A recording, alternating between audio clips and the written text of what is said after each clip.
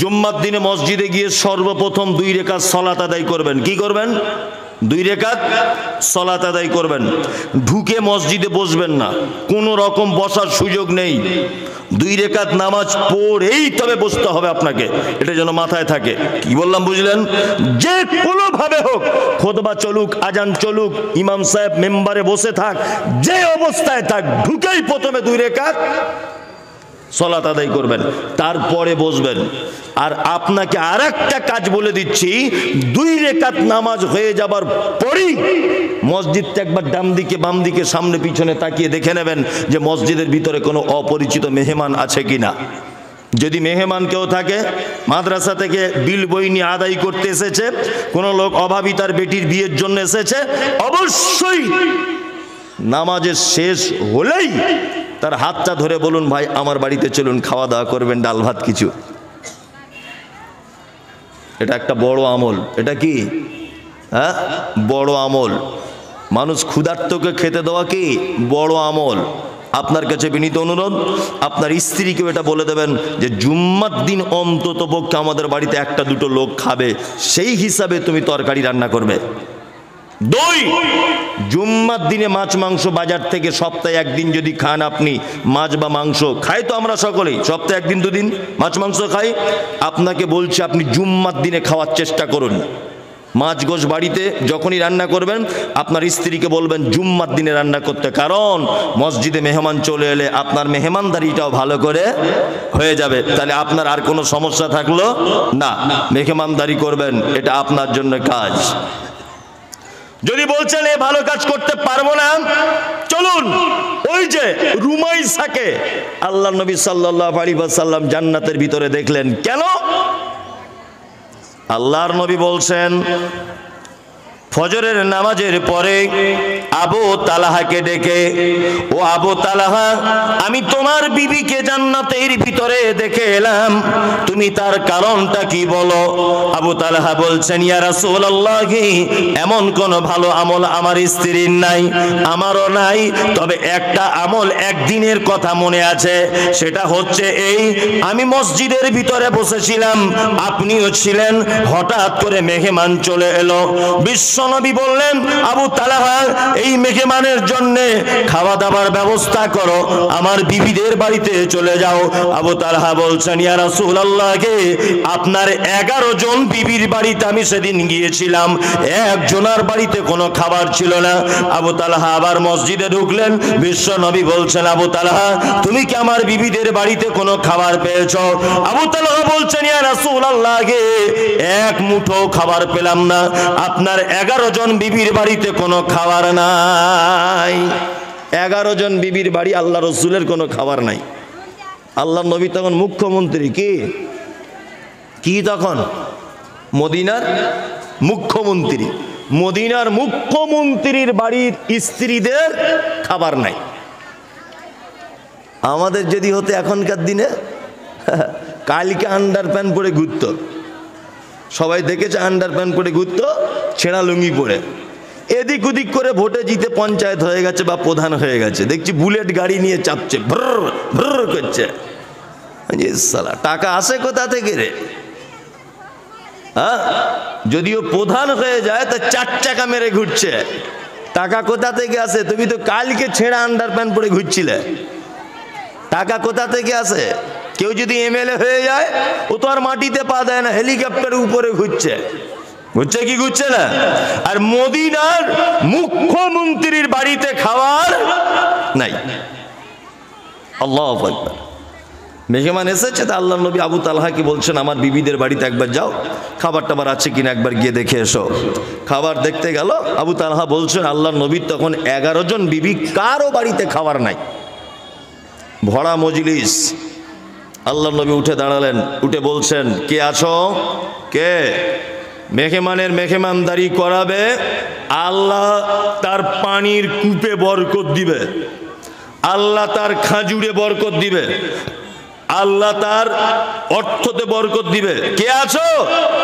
এই আজকে রাতে মেহমানের মেহমানদারি করাবে?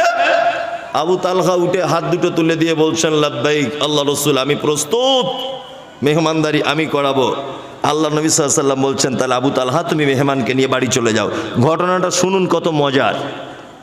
আবু তালহা বাড়ি নিয়ে গেলেন মেহমান, হঠাৎ করে ওর স্ত্রী ভিতর থেকে বলছে, কে? বলছে, আমি আবু তালহা। দরজা খুললেন, দরজা খোলার সাথে সাথেই বিবি দেখতে পেলেন যে স্বামী আবু তালহার সঙ্গে আর একটা লোক পর্দার আড়াল থেকে দেখতে পেলেন। তখন আবু তালহা বলছেন, ভয় পাবার কিছু নেই, সাথে একজন মেহমান। বিবি তখন বলছেন, আল্লাহর কসম যার হাতে আমার প্রাণ রয়েছে, আমাদের বাড়িতে দুটি বাচ্চা ছেলের খাবার ছাড়া এক টুকরার খাবার নাই। এত রাতে মেহমান নিয়ে এসেছেন? আবু তালহা বলছেন, বিবিরে, এই মেহমান তো অন্য কারো মেহমান নয়, এই মেহমান হলো বিশ্ব নবী জনাবে রাসূলুল্লাহ সাল্লাল্লাহু আলাইহি ওয়াসাল্লামের মেহমান। এটা অন্য কারো মেহমান নয় রে। বিবি তখন স্বামীকে পরামর্শ দিচ্ছেন, এক কাজ করুন, দুটি বাচ্চা ছেলের খাবার তা এখন মেহমানকে যদি দিই, তাহলে তো বাচ্চা ছেলে দুটো রাত্রে ভুকা অবস্থাতে থাকবে। আমি বাচ্চা ছেলেগুলোকে ঘুম পাড়িয়ে দিই। রুমাইসা, যাকে আল্লাহর নবী জান্নাতে দেখলেন, এই সেই মহিলা, দুটি বাচ্চাকে ঘুম পাড়িয়ে দেওয়া হলো। রুমাইসা খানা পাকালেন। দুটি বাচ্চা ছেলের খাবার কতটা হতে পারে? কম হয়, তাই না? অল্প 200-250 জবের আটা আর কিছু তরকারি হবে। জুত করে রুটি বানালেন, বানানো কমপ্লিট। এবার স্বামী আবু তালহাকে ডেকে বলছেন, কই গো, এক কাজ করো, এখন আল্লাহর নবীর মেহমান বলে কথা, সুন্নত হচ্ছে যে মেজবান মেহমানের সঙ্গে বসে খাবে, এটা হচ্ছে সুন্নাত। এখন তুমিও যদি মেহমানের সঙ্গে বসে খেতে যাও আর অর্ধেক করে যদি খাবার খেয়ে নাও দুজন হাফ হাফ করে, তাহলে কিন্তু আল্লাহর নবীর মেহমানের পেট ভরবে না। আপনি এক কাজ করুন, খাবার যখন দিয়ে দিব তখন প্রদীপের আলোটা কোনো রকম কোনো অভিনয় করে আপনি নিভিয়ে দিবেন। খাবার পাত্রে হাত দিবেন, মুখে হাত তুলবেন, মুখ লড়াচড়া করবেন, মেহমান যেন বুঝতে পারে যে আপনিও খাচ্ছেন, কিন্তু অরিজিনাল আপনি খাবেন না। অরিজিনাল আপনি খাবেন না। এই ব্যাপারে দুটো মতামত এসেছে। আল্লাহর নবী কোরআনের আয়াত পড়ে শোনালেন আবু তালহাকে, মান আমিলা সালিহাম মিন যাকারিন আও উনসা ওয়া হুয়া মুমিনুন ফালা নুহইয়ান্নাহু হায়াতাম তাইয়্যিবাতান ওয়া লানাজজিআন্নাহুম আজরাহুম বিআহসানি মা কানু ইয়ামালুন। দুটো আয়াত সম্পর্কে বলা হয় যে এই আয়াতটা অবতীর্ণ হয়েছে, আর একজন বলছে না, আর একটা আয়াত অবতীর্ণ হয়েছে। এই আয়াতে আল্লাহ বলছেন, তোমাদের ভিতরে নারী পুরুষ যে কেউ হোক না কেন, তারা যদি ভালো কাজ করে ঈমানের অবস্থাতে, আল্লাহ বলছেন হায়াতান তাইয়্যিবাতান, তাদেরকে আমি দুনিয়াতেই প্রাইজ দিয়ে দিব। বন্ধুরে আমার, রুমাইসা সেদিন রাতের বেলা খেতে পেল না, তার দুটি বাচ্চা খেতে পেল না, স্বামী তার খেতে পেল না। আল্লাহ নবীকে আবু তালহা বলছেন, ইয়া রাসূলুল্লাহ, সেই দিন আমি না খেয়েছিলাম, আমার বাচ্চা দুটো না খেয়েছিল, আমার স্ত্রী না খেয়েছিল। বিশ্ব নবী বলছেন, ও আবু তালহা রে, সেই দিন রাতের বেলাতে আল্লাহ তোমাদের মেহমানের সঙ্গে যে ব্যবহার স্বামী স্ত্রী দুজনা করেছো, আল্লাহ এত খুশি হয়েছে, আল্লাহ এত খুশি হয়েছে, তোমার বিবিকে আগে থেকেই জান্নাতের ভিতরে রেডি করে রেখে দিয়েছে। আবু তালহা, তোমার স্ত্রী মারা গেলেই তোমার স্ত্রী থাকার জায়গা হলো জান্নাত। কি ভালো কাজ!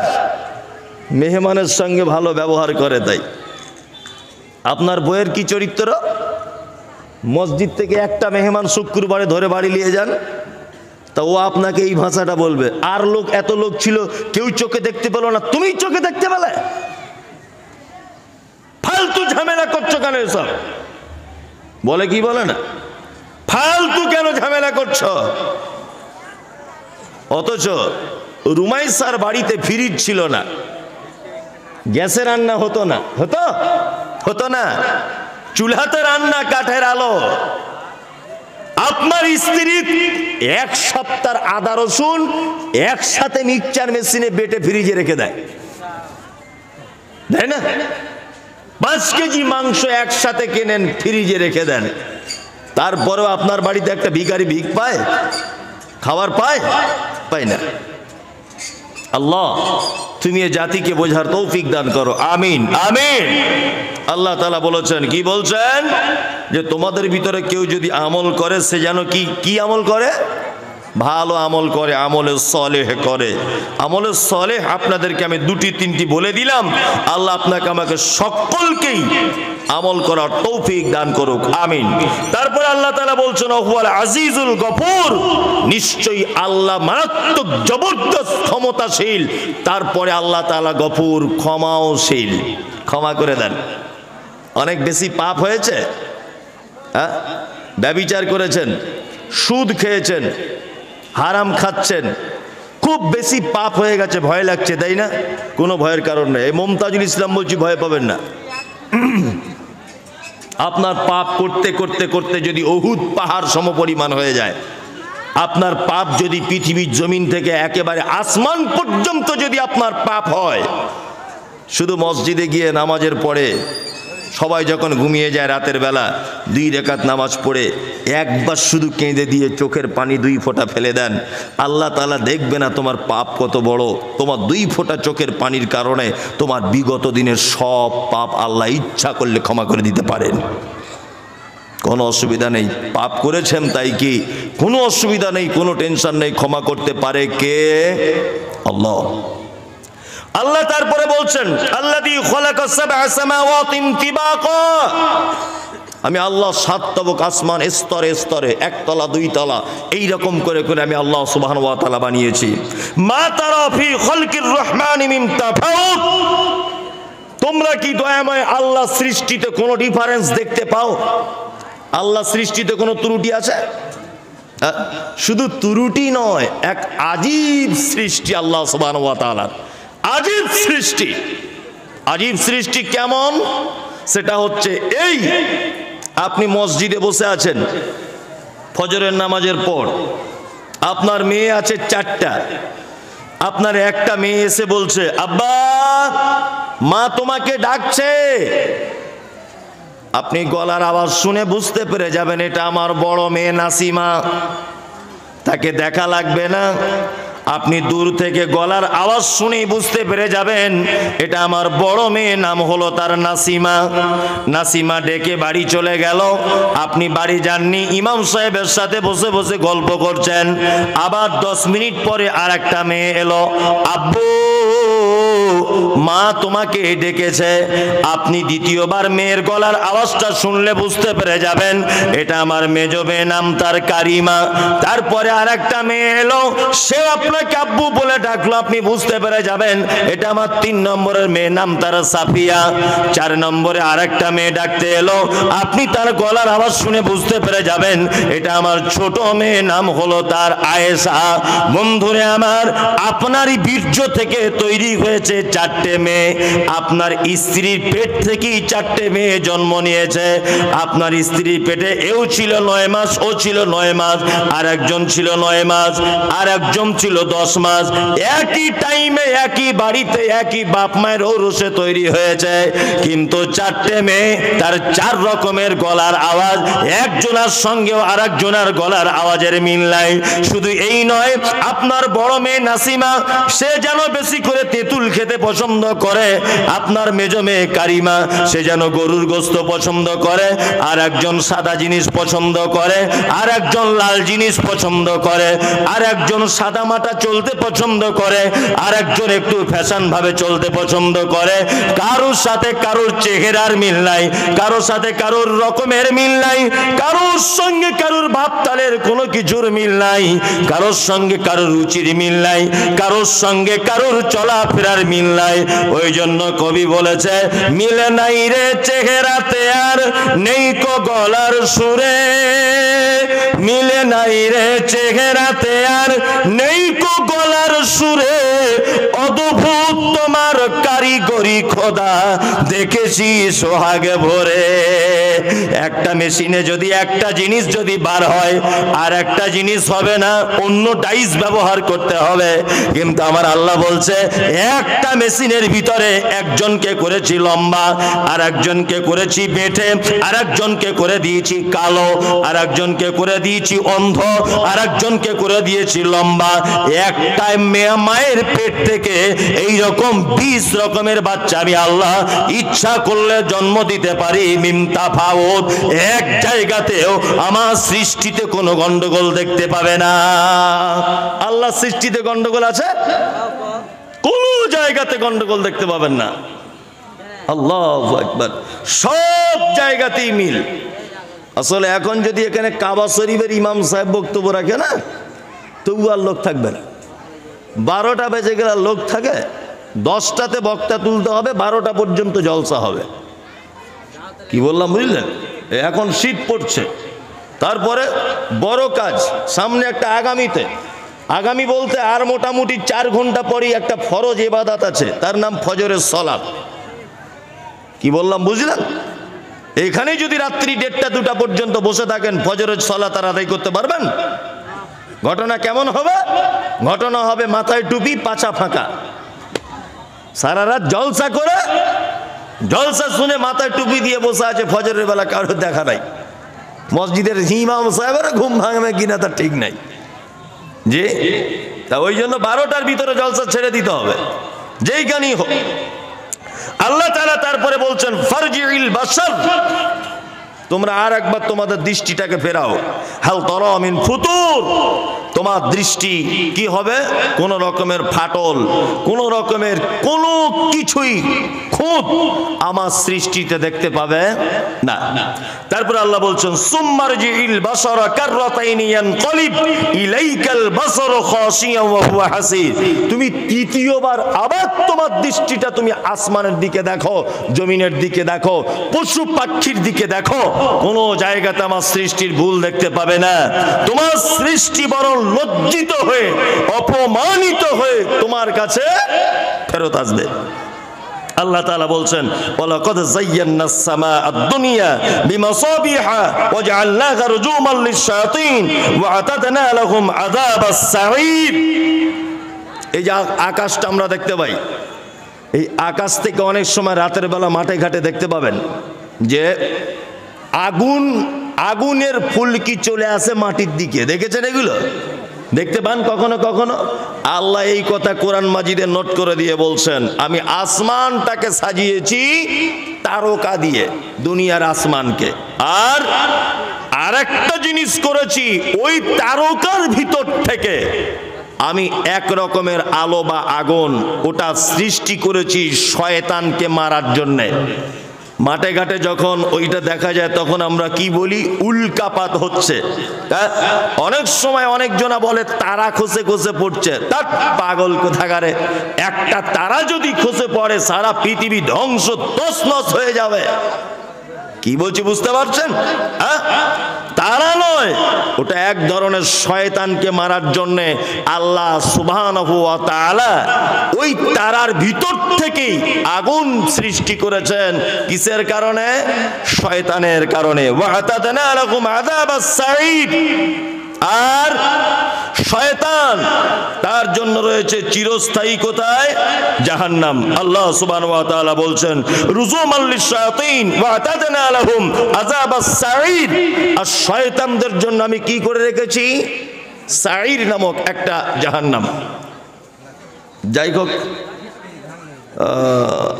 আলোচনা বেশিক্ষণ আর করা যাবে না, কারণ শ্রোতাদের ধৈর্য পর্যন্ত তো 12:30 বাজতে যাচ্ছে, মানে আর মানুষ অসহ্য হয়ে গেছে, আর থাকতে চাইবে না। আর সব থেকে বড় কথা হচ্ছে যে শুধুমাত্র কোরআনের আয়াতের ব্যাখ্যা করলে মানুষ শুনবে না।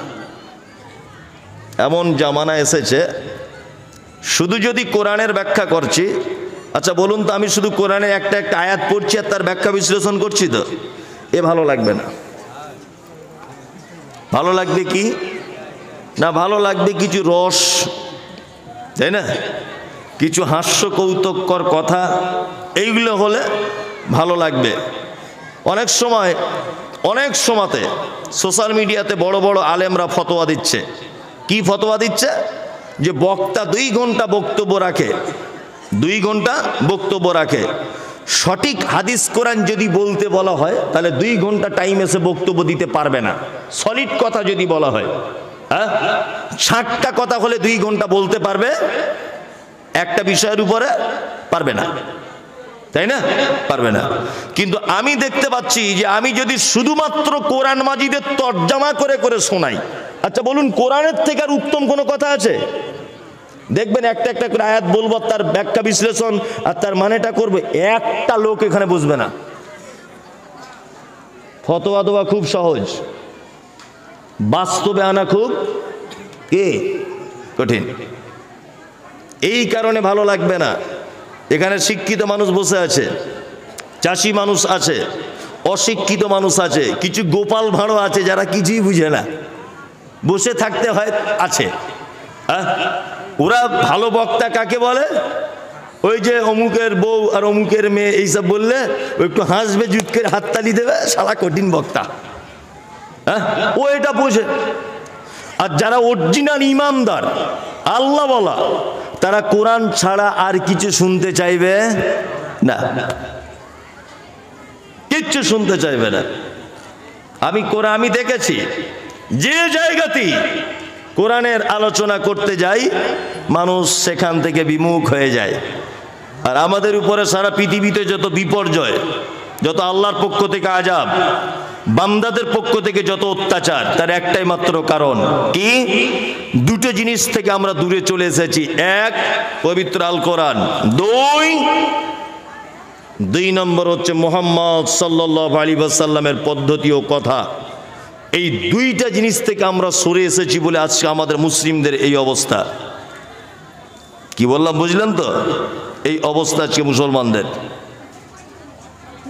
আপনাকে আমি একটা ছোট্ট ঘটনা শোনাচ্ছি, সহিহ হাদিসের ঘটনা। ছোট্ট করে ঘটনাটা শুনুন, এটা আপনার কাছে বিনীত অনুরোধ। উহুদের যুদ্ধ হয়েছিল 3 হিজরিতে। কত হিজরিতে? 3 হিজরিতে। এই যুদ্ধতে মুশরিকদের সৈন্য ছিল 3000। কত? 3000। মুসলমানদের সৈন্য ছিল 1000, ইমানদারদের 1000। মাথায় ভালো করে শুনবেন। আল্লাহ নবী সাল্লাল্লাহু আলাইহি ওয়াসাল্লামের সাহাবীগণ এই যুদ্ধতে জিততে পারেননি, অর্থাৎ জয়লাভ করতে পারেননি। কারণ কি? কারণ একটা, উহুদের ময়দানে আল্লাহ নবী সাল্লাল্লাহু আলাইহি ওয়াসাল্লাম পৌঁছে গেলেন। আল্লাহ রাসূল ছিলেন যুদ্ধের ক্যাপ্টেন। কি বললাম বুঝলেন? ক্যাপ্টেন কে? মুহাম্মদ সাল্লাল্লাহু আলাইহি ওয়াসাল্লাম। যেমন ফুটবল খেলা হয়, যে ক্যাপ্টেন থাকে সে কি করে? কোন প্লেয়ারকে কোথায় রাখতে হবে, কাকে কোন জায়গায় দাঁড় করাতে হবে, হ্যাঁ, সে সব প্লেয়ার সাজিয়ে দেয়। ঠিক তেমন আল্লাহ নবী সাল্লাল্লাহু আলাইহি ওয়াসাল্লাম জায়গায় জায়গায় জায়গায় জায়গায় মানুষকে ঠিকঠাক করে সাজিয়ে দিলেন। উহুদ পাহাড় পাশেই ছোট্ট একটা পাহাড় আছে, তার নাম হচ্ছে জাবালে রুমা। রুমা পাহাড়। এই পাহাড়ে একটা ছোট্ট গুহা, গিরিপথ আছে, যে ওই দিক থেকে মানুষ ওই গিরিপথ দিয়ে এই দিকে আসতে পারে। আব্দুল্লাহ বিন জুবাইরের নেতৃত্বে আল্লাহ নবী সাল্লাল্লাহু আলাইহি ওয়াসাল্লাম 50 জন তীরন্দাজ সাহাবী, যারা তীর চালাতে খুব বিখ্যাত, এইরকম 50 জন তীরন্দাজকে আব্দুল্লাহ বিন জুবাইরের নেতৃত্বে ওই গিরিপথের দাঁড়িয়ে থাকতে বলেছেন কে? আল্লাহ নবী সাল্লাল্লাহু আলাইহি ওয়াসাল্লাম। আর এই কথা আল্লাহ রাসূল বলছেন, শোনো, তোমরা যদি দেখো যুদ্ধতে মুসলমানরা জয়লাভ করেছে বা পরাজয় হয়েছে, যাই হোক, তোমরা যদি এটাও দেখো যে আমাদেরকে মেরে দিয়েছে, আমরা পচে গেছি, আসমানের পাখিগুলো এসে আমাদের গোশত ছিঁড়ে ছিঁড়ে খাচ্ছে, তারপরেও বলছি আমি মুহাম্মদ সাল্লাল্লাহু আলাইহি ওয়াসাল্লাম, আমি যতক্ষণ পর্যন্ত না বলবো তোমরা ওই ঘাঁটি কেউ ছাড়বে না। বোঝার চেষ্টা করুন। ওই ঘাঁটি কেউ ছাড়বে না। আমি যতক্ষণ না পর্যন্ত এইখান থেকে লোক না পাঠাবো ততক্ষণ পর্যন্ত ওই ঘাঁটি তোমরা দখল করে রাখবে। আমরা যুদ্ধতে জিতি আর হারি। কে বলেছেন এটা? মুহাম্মদ সাল্লাল্লাহু আলাইহি সাল্লাম। তুমুল গতিতে যুদ্ধ চলছে। মুসলমানদের আল্লাহ ঈমানের শক্তি এমন দিলেন যে বেঈমান মুশরিকেরা 3000 তারা ময়দান ছেড়ে পালিয়ে চলে গেল। এখন যে 50 জনকে আল্লাহ রাসূলের গিরিপথে দাঁড় করিয়েছিলেন, এই 50 জনের ভিতরে হলো ইখতিলাফ, মতনৈক্য। এক অপরকে তারা বলতে লাগলো যুদ্ধ তো শেষ, মুসলমানরা জিতে গেছে, ওরা তো ময়দান ছেড়ে পালিয়েছে, তা ওরা যে মালপত্র ফেলে দিয়ে গেছে ওই গনিমতের মালগুলো চলো আমরা গিয়ে সব এক জায়গায় করি। আব্দুল্লাহ বিন জুবায়ের বারবার বলছেন যে আল্লাহর নবী যেতে মানা করেছেন, আমরা যাব না। আল্লাহ রাসূল যতক্ষণ না পর্যন্ত লোক না পাঠাবেন আমরা ততক্ষণ যাব না। সাহাবীরা কিছু চলে এলেন, মাত্র 10 জন সাহাবী ওই গিরিপথে দাঁড়িয়েছিলেন। কতজন? 10 জন। সব সাহাবী ময়দানে নেমে গেল গনিমতের মাল নিতে। একদম বিচ্ছিন্ন অবস্থা। এই মুহূর্তে খালিদ বিন ওলীদ তখন ইসলাম গ্রহণ করেনি। খালিদ বিন ওলীদ মুশরিকদের নেতৃত্ব দিচ্ছিলেন উহুদের যুদ্ধে। খালিদ বিন ওলীদ সূক্ষ্ম ব্রেনে কাজ করলেন যে এই গিরিপথে তো মাত্র 10 জন, সবাই চলে গেছে। তখন আবার পাল্টা ওই গিরিপথে অসংখ্য লোক নিয়ে গিরিপথ ঢুকে পড়েছে। এত লোক নিয়ে এসেছে যে এই 10 জন আর ওদের কাছে টিকতে পারল না। চলে এলো মুসলমানদের উপর আবার আঘাত করতে। যখন আল্লাহর নবী বুঝতে পারলেন আবার খালিদ বিন ওলীদ তার লোক লস্কর নিয়ে ঢুকছে, তখন আল্লাহর নবী হাত দুটো তুলে চিৎকার করে বললেন, কে আছো যে আমার সহযোগিতা করবে? আবার বিপক্ষ শত্রুরা তারা ঝাঁপিয়ে পড়েছে, তোমরা কে কোথায়?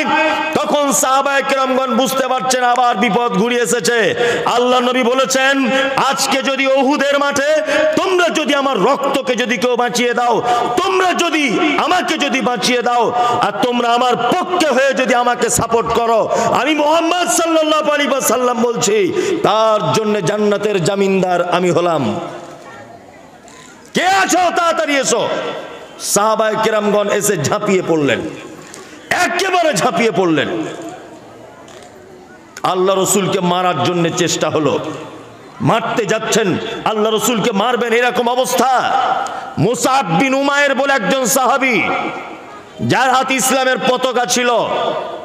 মুসআব বিন উমায়ের দ্রুত গতিতে বেঈমান মুশরিকদেরকে ফেড়ে চিড়ে দিয়ে আল্লাহ রসুলের সামনে গিয়ে দাঁড়িয়ে আছেন। আর কাফেরেরা তাকে মারছে। মারতে মারতে মুসআব বিন উমায়ের ডান হাত কেটে পড়ে গেল। মুসআব বিন উমায়ের বাম হাতে ইসলামের তলোয়ার ধরেছেন, মানে ইসলামের পতাকা, বাম হাত কেটে পড়ে গেল। গালে করে ধরেছেন ইসলামের পতাকা। লাস্টে একজন মুশরিক এসে তার পেটে এমন করে ছুরি ঢুকিয়ে দিয়েছে, মুসআব বিন উমায়ের সাথে সাথে একেবারেই শহীদ হয়ে গেছে। এইবার চলে আসছেন কে? আর একজন সাহাবী, তার নাম তালহা, আবু তালহা এসেছেন। আল্লাহর নবীকে এসে বলছেন, আল্লাহ রাসূল আপনি এইভাবে দাঁড়ান, আপনি মাথা উঁচু করবেন না, আপনার সিনার সামনে আমি আমার সিনাটা খুলে দিলাম। মুসআব বিন উমায়ের আল্লাহ রাসূলের সামনে দাঁড়িয়ে আছেন এইভাবে, আল্লাহ রাসূল পিছনে আছে। আল্লাহ রাসূল নিজে বলছেন যে আব্দুল্লাহ বেটা তালহা, তার শরীরে এমন কোন জায়গা ছিল না যে তার তীর ঢোকেনি। আল্লাহু আকবার। মানে আল্লাহ রসুলকে যত তীর মেরেছে প্রতিটা তীর নিজের গায়ে ঢুকিয়ে নিয়েছে। আল্লাহু আকবার। অন্যান্য 70 জন সাহাবী শহীদ হলেন, 69 জন সাহাবী শহীদ হচ্ছেন না। কে না? এই সাহাবী যার সারা শরীরে তীর ঢোকা আছে। বিশ্বনবী বললেন, যারা আজকের এই ময়দানে শহীদ হয়েছে সকলেই তারা আল্লাহর জান্নাতে যাবে। তবে সারা পৃথিবীবাসী শোনো, যদি জীবিত কোনো শহীদকে যদি দেখতে চাও, আমি মুহাম্মদ সাল্লাল্লাহু আলাইহি ওয়াসাল্লাম শহীদের সার্টিফিকেট দিচ্ছি। এই লোকটাকে যে আমাকে বাঁচানোর জন্য তার গোটা দেহে তীর ঢুকিয়ে ফেলেছে। আল্লাহু আকবার। সারা পৃথিবীতে যত মুসলমানরা মার খেয়েছে তার একটাই মাত্র কারণ, দুটি মাত্র কারণ। এক, ঐক্যকে বিনষ্ট করার কারণে, ঐক্য নষ্ট করার কারণে। দুই নম্বর মুসলমানরা মার খেয়েছে মুহাম্মদ সাল্লাল্লাহু আলাইহি ওয়াসাল্লামের কথা অমান্য করার কারণে। উহুদের যুদ্ধে ৭০ জন সাহাবী শহীদ হয়েছে। কতজন? ৭০ জন। আল্লাহ নবীর চাচাও ছিলেন এই ৭০ জনের ভিতরে, আল্লাহ নবীর চাচাও ছিলেন। কেন এই যুদ্ধতে পরাজয় ঘটেছে মুসলমানদের? একটাই মাত্র কারণ, আল্লাহ নবীর ওই গিরিপথ কথা মতো টিকে থাকতে পারেনি, তাই অমান্য করেছিল সাহাবীরা, এই কারণে যুদ্ধতে পরাজয় এসেছে। আপনার কাছে বিনীত অনুরোধ যে আপনি যদি সারা পৃথিবীর সমস্ত বিপদ থেকে বাঁচতে চান, কার কথা মতো চলতে হবে?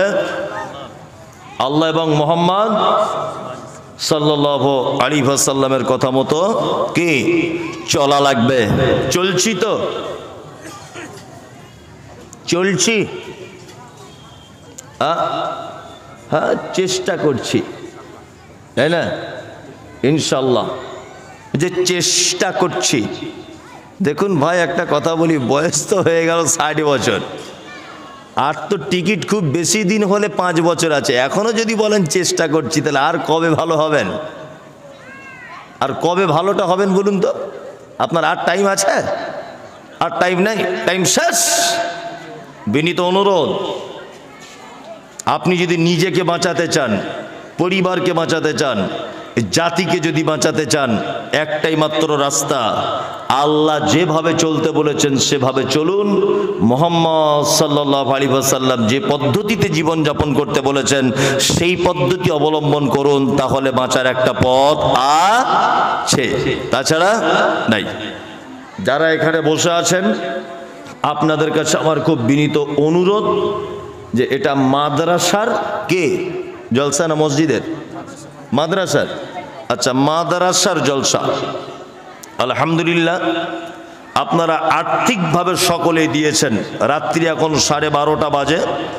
বক্তব্যের দিকে আমি আগে না বেড়ে আপনাদেরকে আমি আর একটা চমৎকার হাদিস আপনাদের সামনে পেশ করছি।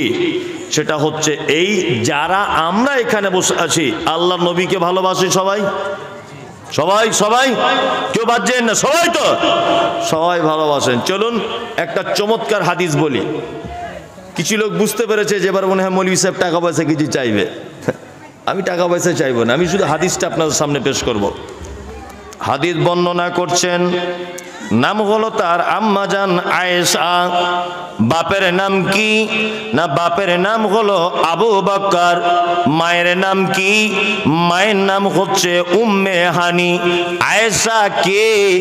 আল্লাহর নবী যত মেয়েকে বিবাহ করেছেন, একটা কুমারী মেয়েকে বিবাহ করেছিলেন, তার নাম হলো আম্মাজান আয়েশা। আয়েশা কে? হাদিসের পরিভাষাতে বলা হয় আয়েশাকে আয়েশা মুহাদ্দিসা। আয়েশা কে? না, হাদিস যত বর্ণনাকারিনী মহিলা সাহাবিয়াতগণ ছিলেন, তার ভিতরে সব থেকে বেশি হাদিস বর্ণনা করেছেন আম্মাজান আয়েশা। আয়েশাকে বিশ্বনবী বলেন, আমাকে বিবাহ করার আগে আয়েশাকে 2 বার স্বপ্নের মাধ্যমে আমাকে দেখানো হয়েছিল। না, আয়েশাকে বিশ্বনবী বলেছেন, আমি যখন খাদিজার বিছানায় শুয়ে থাকি, আমি যখন সাফিয়ার বিছানায় শুয়ে থাকি, আমি যখন অন্যান্য বিবিদের বিছানায় শুয়ে থাকি, আমার কাছে কোরআন অবতীর্ণ হয় না। কিন্তু আবু বকরের বেটি আয়েশা এত আল্লাহওয়ালি, এত ভাগ্যবতী নারী, আমি আয়েশার বিছানায় যখন শুয়ে থাকি, আমার কাছে জিবরিল কোরআন অবতীর্ণ করে। আয়েশা কে?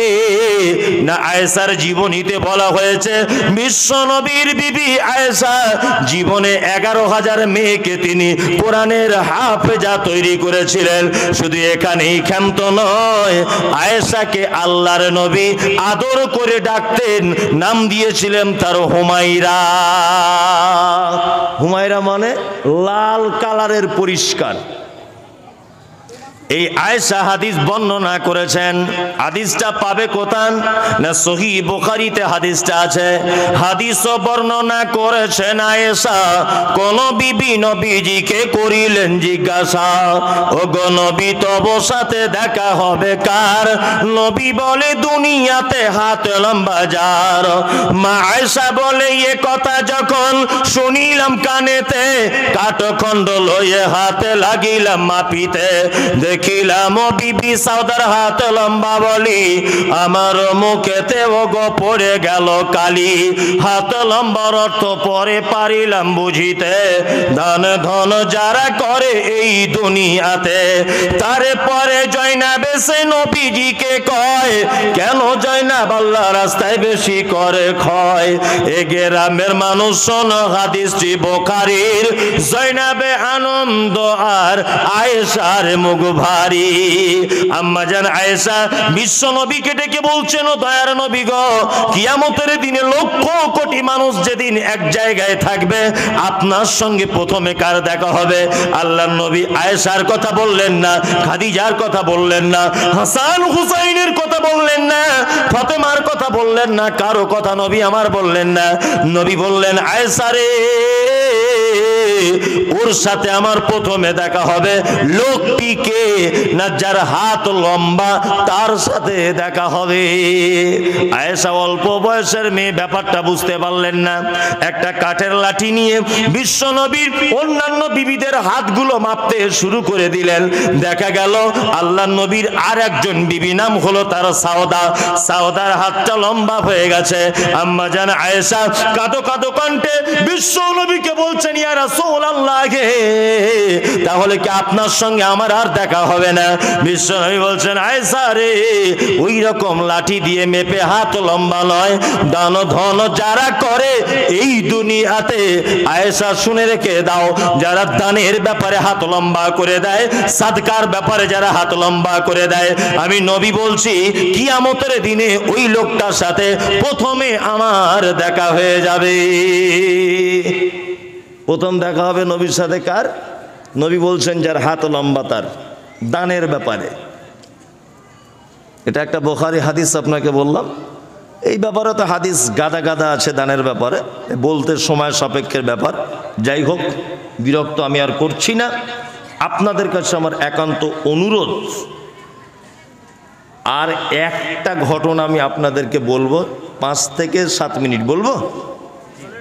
আপনি চলে যাবেন, যান, অসুবিধা নেই, বলছি।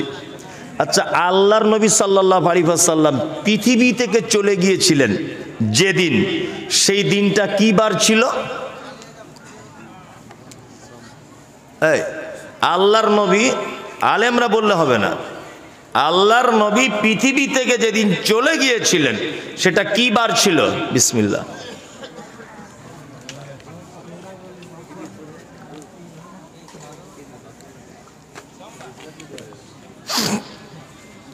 এই তো অবস্থা। সেই আমি একটা কথা বলি, যে দীঘার ওই পাশে শঙ্করপুর বলে একটা জায়গাতে প্রোগ্রাম করতে গেছি, জলসা। তো আমাকে একটা বাড়িতে বসতে দেওয়া হয়েছে, বসে আছি। তো একটা বাচ্চা ছেলেকে আমার পাশে ঘুরছে। তা ওকে আমি বলছি, বাবু তোর নাম কি? তা বলছে, আমার নাম সাইফুদ্দিন। আলহামদুলিল্লাহ, খুব সুন্দর নাম। তোমার আব্বুর নাম কি? বলছে, আমার নাম, আব্বুর নাম হচ্ছে আব্দুল্লাহ। ভালো নাম। নানির বাড়ি কোথায়, মামার বাড়ি কোথায়, বা এখানে ওখানে সব জিজ্ঞেস করছি, যেটা করে বাচ্চাদের দেখলে। তো বাচ্চা ছেলেটা দেখলাম সব কিছুর উত্তর বেশ ভালো দিচ্ছে। তাই বললাম, তুমি কোন ক্লাসে পড়ো? বলছে, ক্লাস 6-এ পড়ি। আচ্ছা, তুমি রবীন্দ্রনাথ ঠাকুর কে বলতে পারো? তো বলছে, উনি তো বিশ্বকবি। বাহ, খুব ভালো বলেছ। আচ্ছা, কাজী নজরুলকে কি বলা হয়? না, বিদ্রোহী কবি। বাহ, ভালো। তাহলে তুমি মোটামুটি সবাইকেই চেনো? বলছে, হ্যাঁ হুজুর, সবাইকে চিনি। বললাম, বলো তো হযরত মুহাম্মদ সাল্লাল্লাহু আলাইহি ওয়াসাল্লাম আমাদের কে? তখন ছেলেটা বলছে, হুজুর লোকটাকে চেনা চেনা লাগছে। ও বয়স্ক লোক তো, আমি ঠিক বলতে পারবো না, আমার আব্বা ভালো জানে। কি বুঝলেন? যখন নবীর কথা বললাম তখন বলছে বয়স্ক লোক তো আমি বলতে পারবো না, আমার আব্বা জানে। এটা জাতির লজ্জা। মুঝে মঞ্জুর নাকি কে मैं किसी का शिकायत करो। ইচ্ছা হচ্ছে না যে আপনার বিরুদ্ধে আমি কিছু কথা বলবো, আল্লাহর কসম ইচ্ছা হচ্ছে না।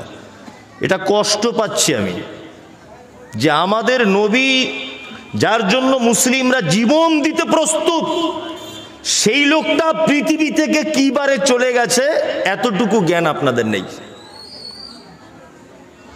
সত্যি এটা সত্যি একটা আফসোসের ব্যাপার। আফসোসের ব্যাপার নয়, আফসোসের ব্যাপার।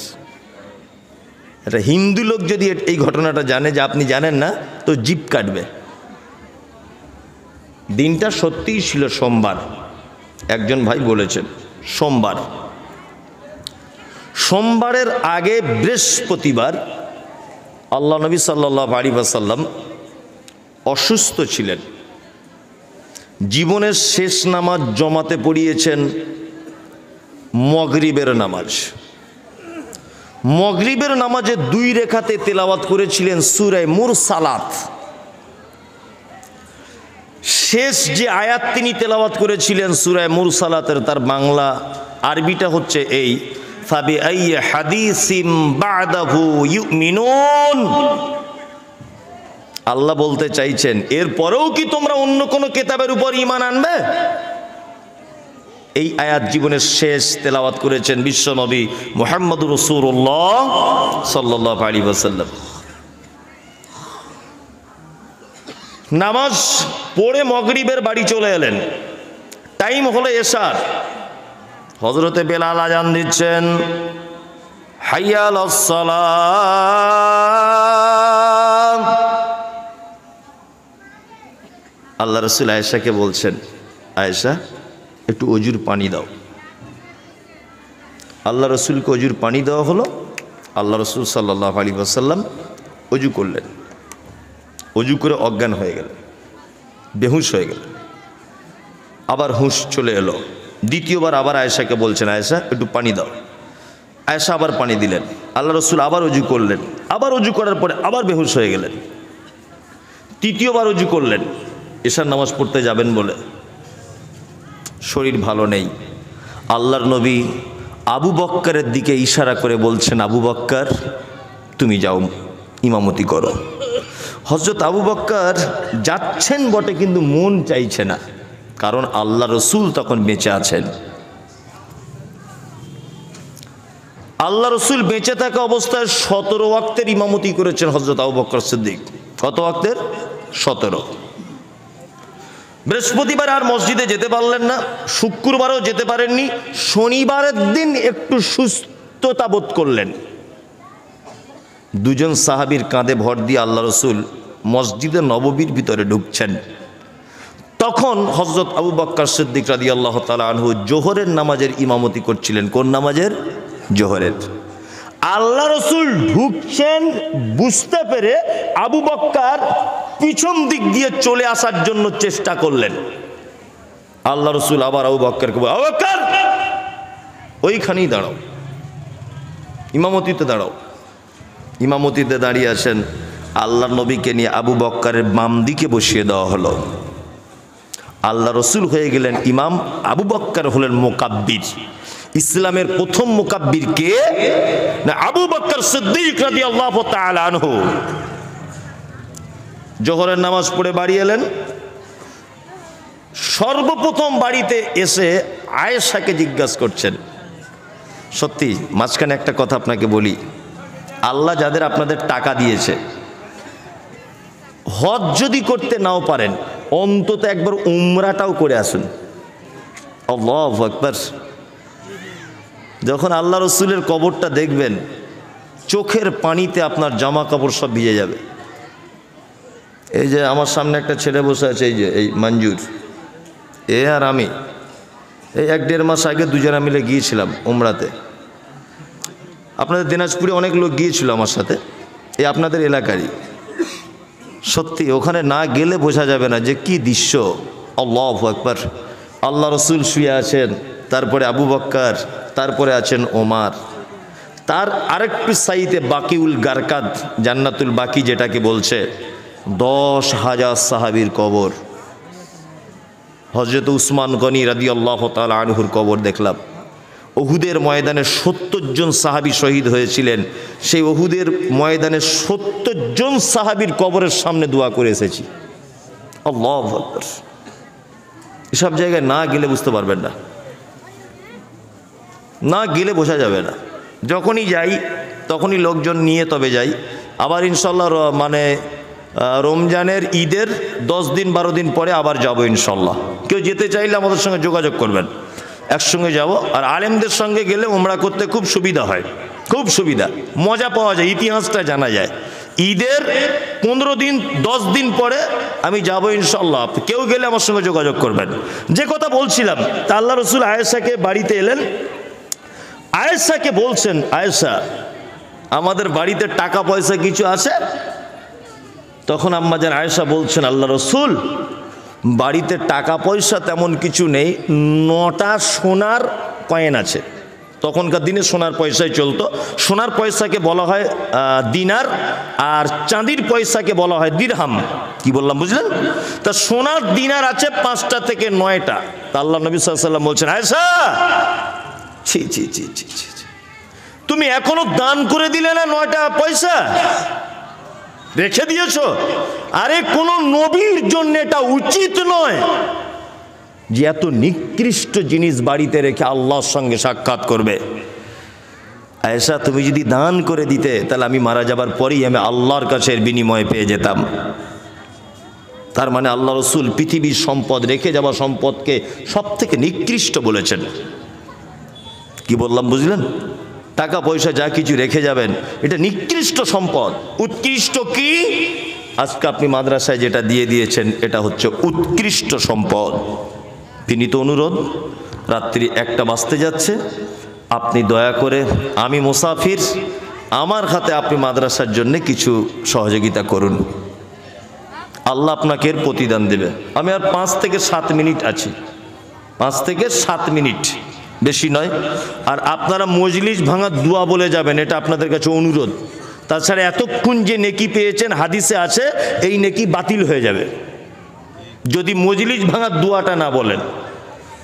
অনুরোধ, 5 থেকে 7 মিনিট আমি আর আপনাদের সামনে আছি, বেশিক্ষণ থাকবো না। বলুন ভাই, আপনার মাদ্রাসার জন্য কিছু দেন। সোলমারি মালদা থেকে এসেছে, 2 জন 500 করে 1000 টাকা দিয়েছেন। আল্লাহুম্মা সাল্লি আলাইহি আল্লাহুম্মা বারিক আলাইহি। আসুন জি, জাযাকাল্লাহু খায়রান হাসানুল জাযা। 800 টাকা সকালে উনি দিবেন। কি নাম লিখুন, সকলেই দেন। মুসাফিরের দোয়া কবুল হয়। বাবা মা অসুস্থ, একজন 1000, আর একজন দিলেন 100 টাকা। আসুন ভাই।